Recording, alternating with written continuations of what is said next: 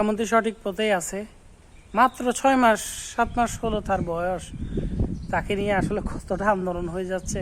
তাকে কাজ করার সুযোগ দেওয়া তো দরকার।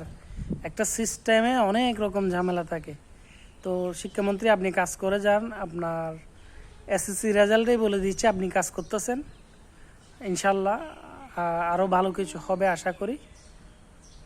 আপনার কাছ থেকে আমরা আরও অনেক পরিবর্তন দেখতে পারবো। আসলে কাগজে কলমে না, প্রকৃত বাস্তবতা দেখতে পারবো।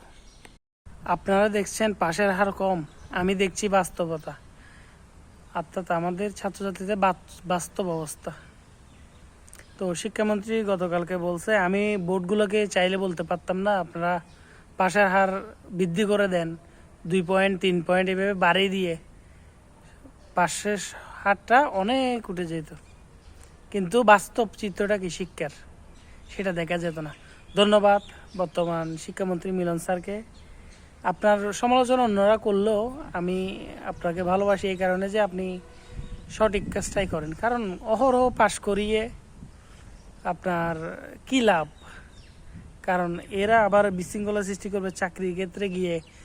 তারাই কিন্তু ঘুষ নিয়ে চাকরি নেয় যারা অযোগ্য। তো অযোগ্যরা পাশ করার দরকার নেই, যারা প্রকৃতপক্ষে পড়াশোনা করে তারাই পাশ করা দরকার।